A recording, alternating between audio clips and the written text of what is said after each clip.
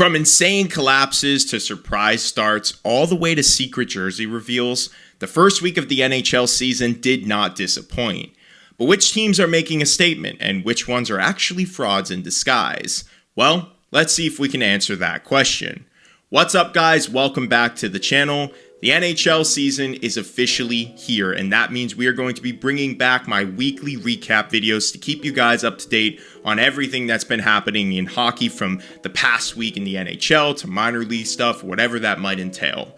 Now, in these videos, I want to hear your feedback. Obviously, you guys are the ones that drive the conversation, so at the end of this video, drop your thoughts of how you like this format, what you want to see more of, what you didn't like, all that good stuff. And with all of that aside, if you guys are enjoying the content, be sure to give this video a thumbs up and subscribe now, and let's get right into today's recap.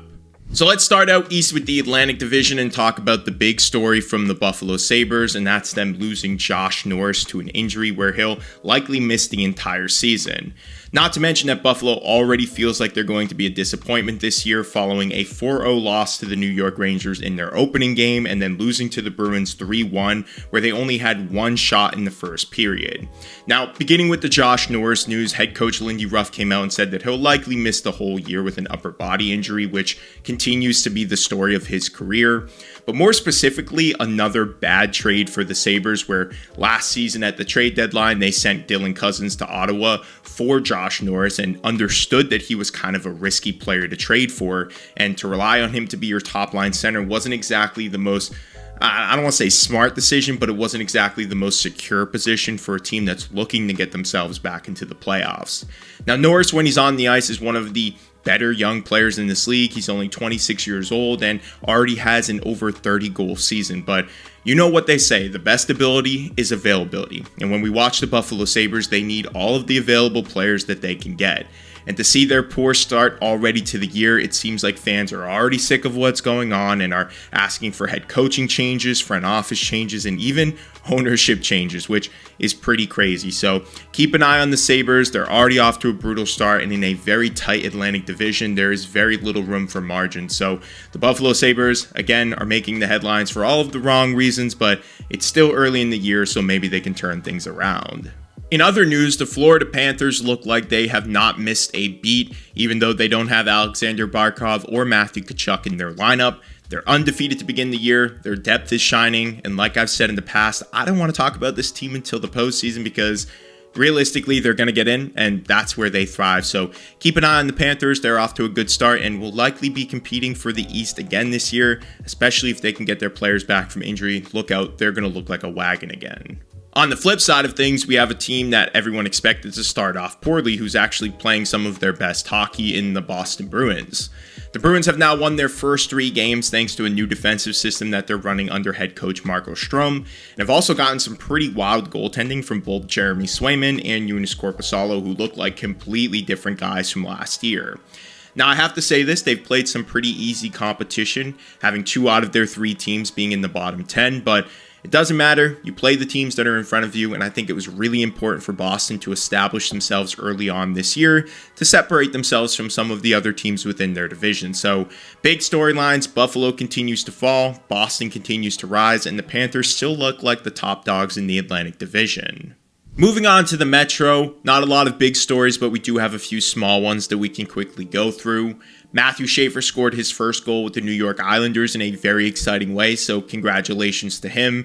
He seems to already be an Energizer bunny for this team, so I'm excited to see what he can do for them this season. The Pittsburgh Penguins have had a pretty good start to their year. Shelovs with a shutout in their opener. They also have Justin Brazeau stepping up offensively and just look like a different team than they have in the past. Could be because of their new coach, could be because of some of the additions they made in the offseason, but either way, the Pittsburgh Penguins, solid performance to begin their season. Speaking of Penguins opponents, the New York Rangers will now be playing without Vincent Trocheck for a few weeks after he left the game early against Buffalo with an upper body injury. It looks like he's going to be subbed out for Juuso Parssinen to play on a line with Taylor Radish and Noah Laba, so we'll see how that line can click without him. They looked pretty strong in their first game, so Rangers, strong start to their season, good goaltending, offense looks a lot better than last year, so 2 teams with new head coaches in the Metro that look to be finding their identity but have had some pretty good starts starts to the year. Outside of that, everyone else in this division looks about where we expected. Flyers at the bottom, Islanders at the bottom, Carolina at the top, Washington, maybe a hot and cold start, but overall, Metro is looking pretty solid and not much to really talk about from that division. Moving on to the Western Conference and more specifically the Central Division, because we have a lot to talk about with this one. So I'll begin with the Winnipeg Jets, who have two stories to discuss today. The first, Jonathan Toews has returned to the NHL, so congratulations to him. It was so awesome to see him back on the ice after putting up with so much through the past couple of years. The resilience there is just, it's truly inspiring, so congrats to Toews. The Jets also made big headlines after signing Kyle Connor to an 8-year, $96 million deal with an annual cap hit of $12 million per season, essentially giving him a deal that was equal to Mikko Rantanen and Mitch Marner. Connor is coming off the best season of his career, scoring 40 goals and 90 points, and he and the Jets will look to repeat as President's Trophy winners and hopefully change their playoff woes of the past. So with this new deal, the Jets have their core pretty much locked down and should be able to stay competitive for years to come if they can keep up their solid offensive production. Sticking with contracts in the Central, there was a story that flew a bit under the radar with the Mammoth as Utah offered Logan Cooley a new contract extension that he turned down. I think this brings up a conversation of what contracts are going to look like in the future. Obviously, Logan Cooley is a very young and promising player, but hasn't really established himself much in this league to be dictating over $10 million per season. But there's a lot of projections that are going into these contracts. And with that rising cap, I think these young guys are looking for shorter deals now so that they can make more money throughout their career. So we'll see how this one unfolds. Obviously, I think it was a fair deal from Utah, but let me know what you think about this. Do you think that Cooley was right for declining this, or do you think that he's crazy and should have probably taken the money? In other small stories, we really don't have much else to talk about in the Central, but there was one that just is still so funny to me as Mikko Rantanen scores the shootout winner against the Colorado Avalanche, continuing to be a thorn in their side after they traded him. This is going to be a story that we're going to continue to keep a close eye on throughout the season, and if these two teams likely meet in the playoffs again. So Rantanen, still a problem for the Avalanche, and the Central shaking out to about where we expected for the most part after 1 week. Moving on to our fourth and final division, the Pacific, we have some more contracts to discuss.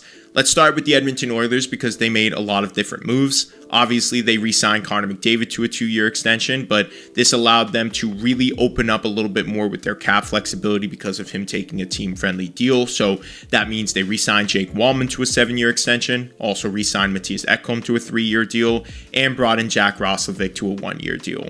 I think these are all smart moves by the Oilers. Keep your core intact, capitalize on the flexibility that McDavid has given you, and hopefully get back to the Cup final for a 3rd year in a row. In other news within this division, the Vegas Golden Knights also signed their superstar to a new extension, 8 years for Jack Eichel at over $13 million per season, pairing him and Mitch Marner together for the foreseeable future, so get used to seeing a lot of goals like this.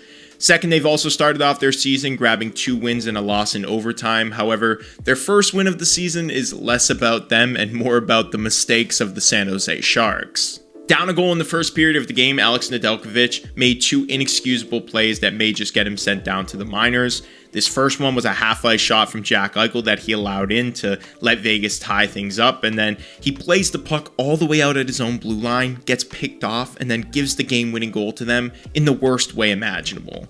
You gotta feel bad for the guy, but at the same time, these are plays that at any level are just inexcusable. So Vegas obviously looking good to begin their year, the Sharks doing what the Sharks do, so the Pacific is essentially shaking out exactly how we all expected so far. But that's all I got for the recap today. Let's round this video out by reading off a few of your comments from my last upload. This was a video talking about the Chicago Blackhawks, their future, and what you can expect this upcoming season. With the first comment coming from @GMacHockey, who says, "For me, it's not Bedard versus Celebrini, it's Bedard versus himself.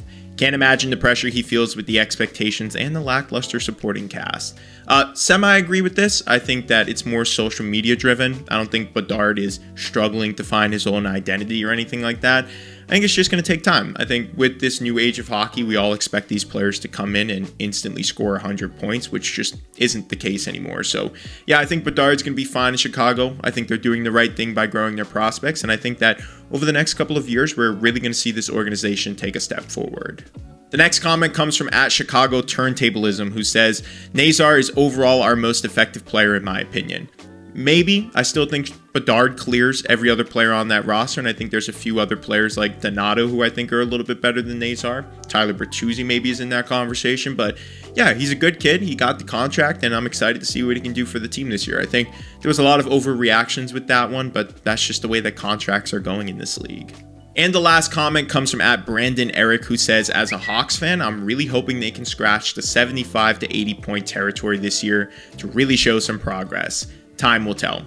I don't think that that's going to happen this year. I still think you're maybe 2 to 3 seasons away from really being that competitive and competing for the wild card, which isn't a bad thing. You have players like McKenna coming in the draft this year that could really help this offense some more. So expect another bottom 5 year from the Blackhawks, but to see some of their younger players develop, because I think that that's going to be the most important thing for them this season. All right, but that's all I got for you guys today. Let me know what you think about this format, what you liked, what you didn't like, the pacing, all that good stuff in the comments below. And if you enjoyed this one, give it a thumbs up and subscribe now. I also have a few other pieces of content for you to check out right here on the screen if you're bored and want to watch some more hockey content. So again, thank you guys so much for watching this video. I will see you in the next upload.